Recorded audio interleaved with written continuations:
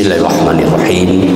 Assalamualaikum warahmatullahi wabarakatuh. Alhamdulillahillazi arsala rasulahu bil huda wa dinil haqq liyuzhirahu 'ala ad-dini kullihi wa kafa billahi syahida. Asyhadu an la ilaha illallah wa asyhadu anna Muhammadan abduhu wa rasuluh sallallahu alaihi wasallam la nabiyya ba'dah. Wasma'u faqala Allah ta'ala fil Qur'anil Karim. A'udzu billahi minasy syaithanir rajim. Bismillahirrahmanirrahim. Ya ayyuhallazina amanu iza laqitum fi'atan fathbutu wazkurullaha katsiran la'allakum tuflihun wa athi'ullaha wa rasulahu wa la tanaza'u fatafshalu wa tazhaba rihukum wasbiru innallaha ma'as sabirin. Wala takunu kallazina kharaju min diyarihim bataran wa ria'an nas wa yasudduna an sabilillah wallahu bima ya'maluna muhit. Shadaqallahul azim. Bapak, ibu, kaum muslimin dan muslimat, jamaah zuhur Masjid Syekh Khatib Alim Nangkawi bin Kabawi yang dirahmati Allah. Mari kita selalu bersyukur kepada Allah. Alhamdulillah, Allah masih memberi kita kehidupan, kesehatan dan kesempatan, serta nikmat iman dan nikmat persaudaraan, sehingga kita buktikan rasa syukur kita kepada Allah. Kita telah hadir memenuhi panggilan Allah pada hari ini untuk melaksanakan sholat zuhur secara berjamaah. Jadi ada 3 panggilan Allah yang kita penuhi. Pertama, panggilan setiap waktu sholat ke masjid melalui azan yang dikumandangkan. Alhamdulillah sudah hadir kita. Panggilan kedua, bagi kita yang mampu dipanggil Allah untuk melaksanakan haji dan umroh.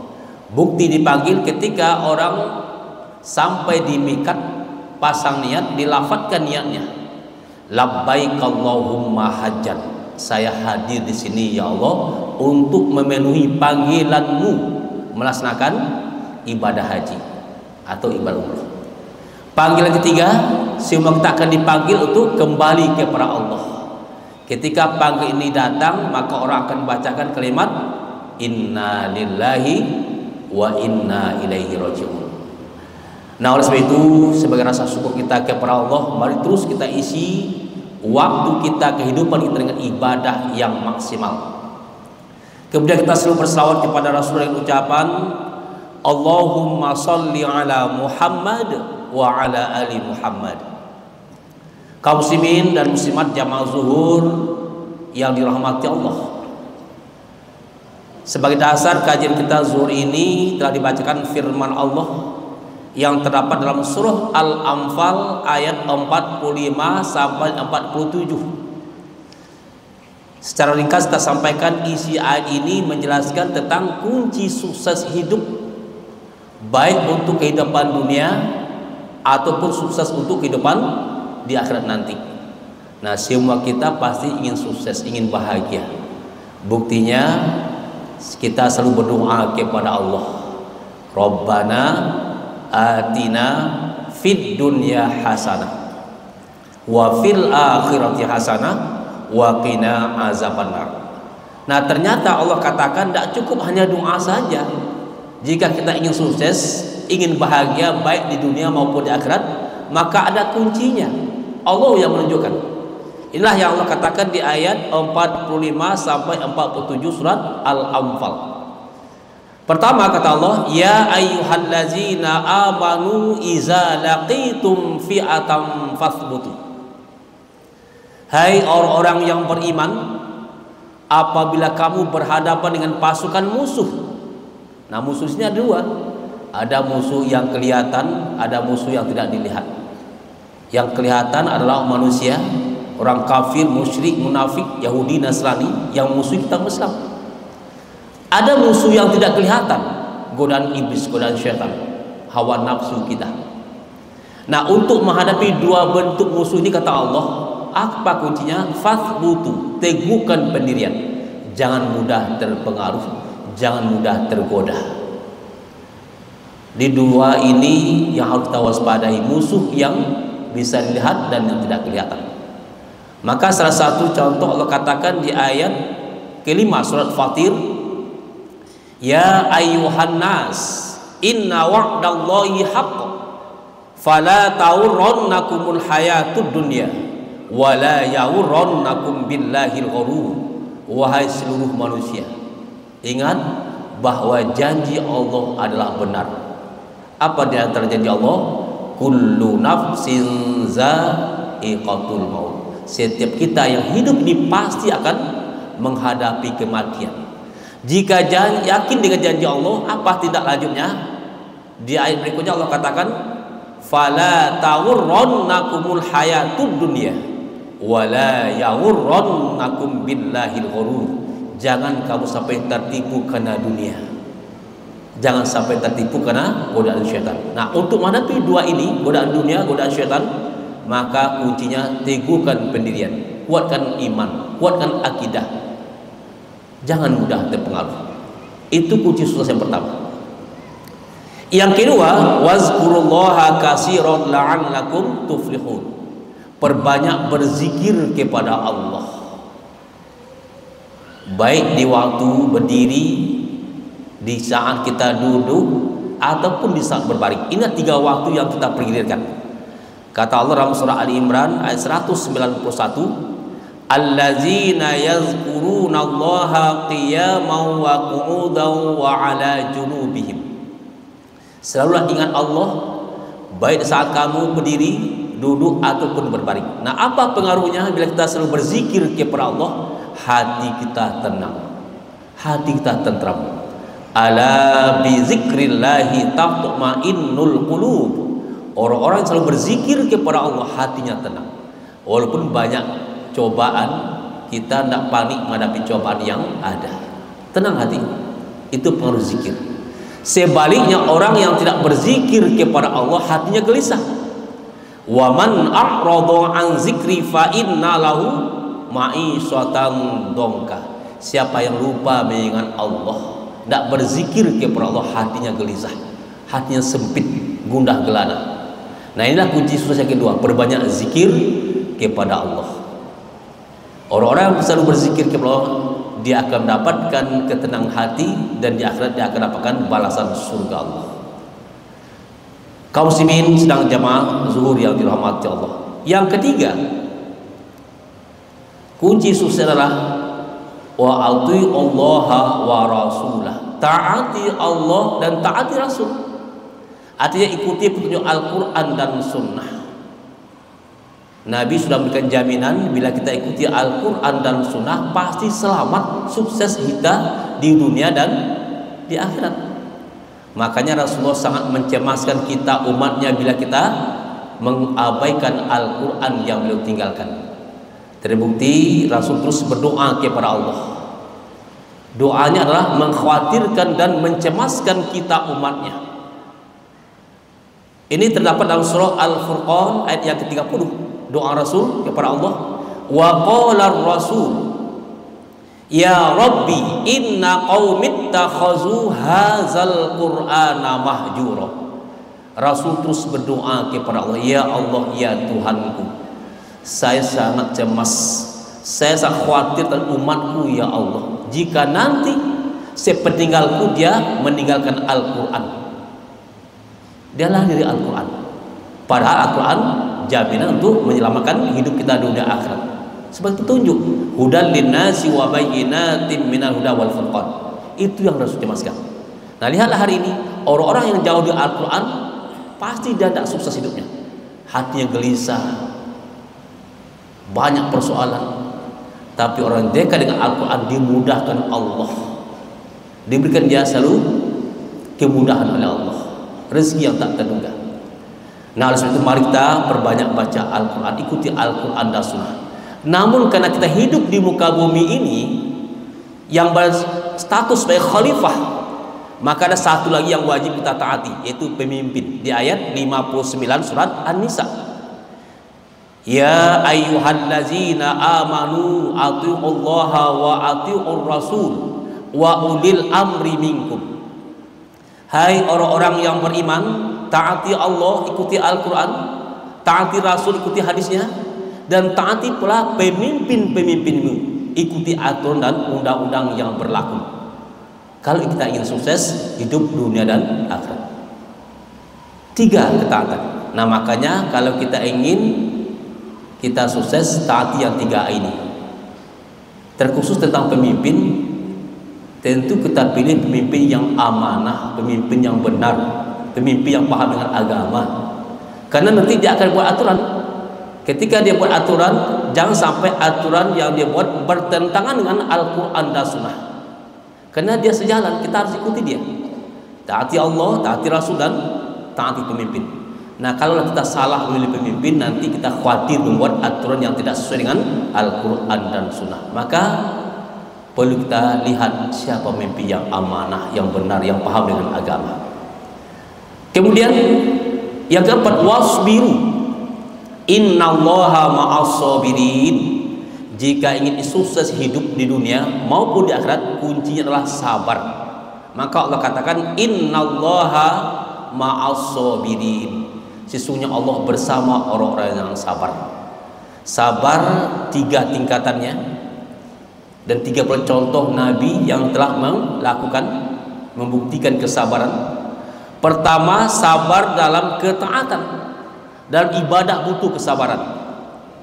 Contoh sholat, nanti kita lakukan ketika imam baru Allah, kita sudah rukuk duluan, itu tidak sabar namanya. Berarti bisa kita mendahului imam, atau paling tidak menyamai imam. Sabar, kita ikuti aba-aba, Allahu Akbar, baru kita bergerak. Itulah bentuk ketaatan. Dan begitu perintah-perintah yang lain. Nah, Rasul yang telah membuktikan kesabaran dalam ibadah dan ketaatan yaitu Nabi Ibrahim. Begitu berat perintah Allah, dia mampu melakukan. Yang kedua, sabar itu tingkatnya sabar menahan diri untuk tidak melakukan penyimpangan ketika ada peluang dan kesempatan. Mampu kita menahan diri. Siapa contohnya? Nabi Yusuf alaihi salam. Ketika Yusuf diazab oleh Zulaikha, wahai Yusuf, mendekatlah kepadaku. Jendela pintu sudah dikunci semua. Jadi Yusuf diajak oleh Zulaikha berbuat maksiat. Kesempatan ada, peluang sangat terbuka. Namun niatnya tidak ada, ingin tidak mau. Apa kata Yusuf? Kita bukan berdua dulu, ada Allah yang melihat. Ana akhafullah, saya takut kepada Allah. Itu contoh yang tidak mau menggunakan kesempatan, peluang. Kalau dia takut kepada Allah. Nah, orang sekarang kan dicari peluang karena niat sudah ada. Maka polisi katakan kejahatan terjadi bila ada N dan K. N niat, K kesempatan. Kalau bergabung yang 2 ini baik, jadinya tuh. Untuk itu kita jangan sampai menggabungkan niat dan kesempatan. Tahan diri, itu nama sabar. Mampu menahan diri untuk tidak melakukan penyimpangan walaupun ada peluang dan kesempatan untuk melakukannya. Tingkat sabar yang ketiga adalah sabar dan menerima ujian dan cobaan Allah. Selama kita hidup di bumi ini, Allah pasti akan menguji kita. Karena Allah tidak biarkan kita mengatakan beriman sebelum diuji dulu. Ahasiban nasu ayyatraku ayyaqulu amanna wa hum la yuftanun. Diuji kita. Ujian itu pun sudah diberitahu Allah dalam surat Al-Baqarah ayat 155. وَلَنَبْلُوَنَّكُمْ بِشَيْءٍ مِنَ الْخَوْفِ وَالْجُوعِ وَنَقْصٍ مِنَ الْأَمْوَالِ وَالْأَنْفُسِ وَالثَّمَرَاتِ وَبَشِّرِ الصَّابِرِينَ. Secara rinci Allah katakan bentuk-bentuk ujian yang akan kita lalui sebagai orang beriman. Nah, kuncinya adalah sabar. Siapa contoh Nabi yang mampu sabar dalam menerima cobaan? Nabi Ayub alaihissalam. Sakit yang luar biasa, berulang badannya, sabar. Lalu kunci sukses berikutnya adalah jangan suka berselisih, jangan suka mencari-cari salah orang lain. Orang-orang yang suka berselisih, mencari kesalahan orang lain, mencari permusuhan, dia tidak akan sukses. Di dunia dia banyak musuh, dia akan dikucilkan, dia akan dibenci. Di akhirat dia tidak sukses, tidak masuk surga. Kenapa? Dia jadi orang yang bangkrut karena amalnya habis untuk mengganti kesalahan kepada orang yang pernah dia fitnah, yang dia sakiti, yang dia gunjingi. Nah, untuk itu mari kita jauhi pertengkaran perselisihan. Mungkin berapa hari lagi kita akan melakukan pemilihan pilkada, baik untuk Kota Padang, kabupaten kota, atau provinsi gubernur.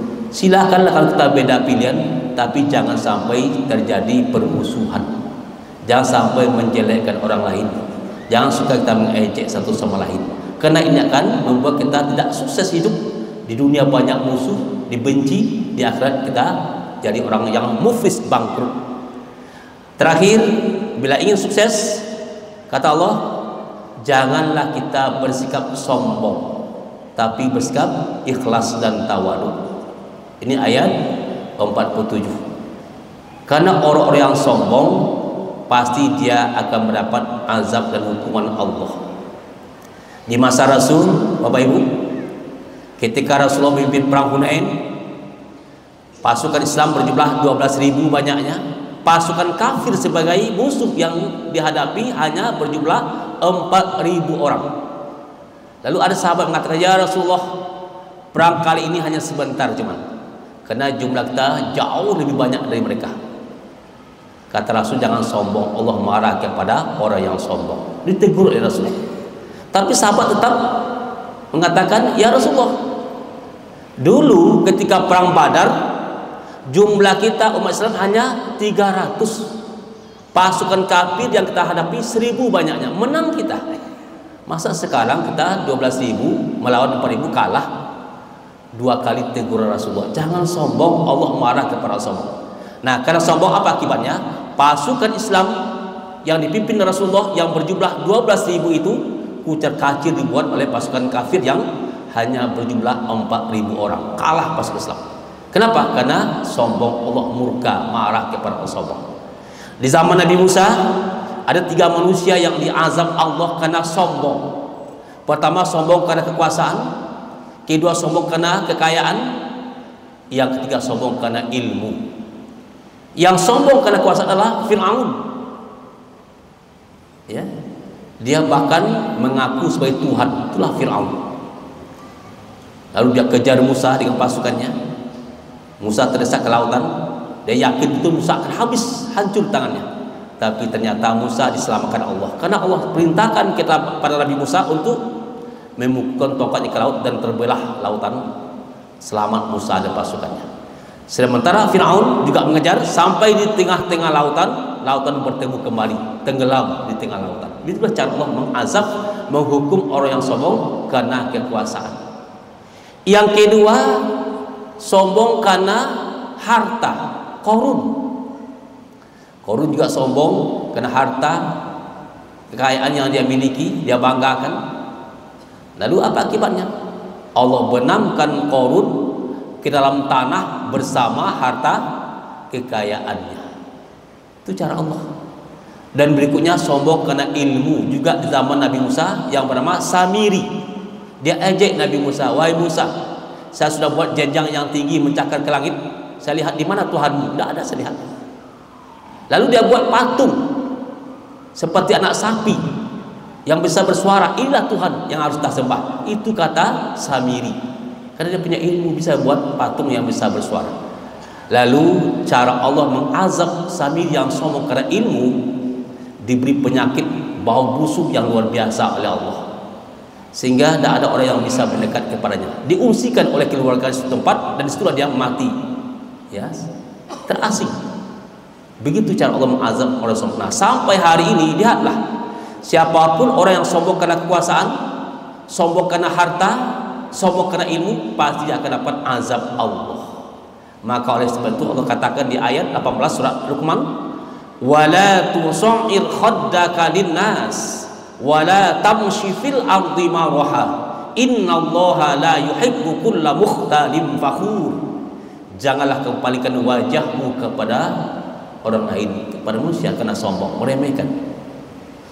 Dan janganlah kamu kata berjalan di muka bumi dengan membanggakan diri, karena Allah tidak suka kepada orang yang sombong lagi membanggakan diri. Nah, oleh sebab itu sifat sombong, sifat takbur, iri, dengki, itulah yang ditanamkan oleh iblis kepada hati kita manusia. Mari kita hati-hati, jangan sifat sombong itu ada di hati kita, karena Allah pasti murka, memberikan azab. Mudah-mudahan kita semua akan jadi orang yang sukses, tidak hanya sukses di dunia tapi juga sukses di akhirat. Kuncinya adalah lihat kembali surat Al-Anfal ayat 45 sampai 47. Mudah-mudahan bermanfaat. Banyak maaf. Billahi taufiq wal hidayah. Assalamualaikum warahmatullahi wabarakatuh.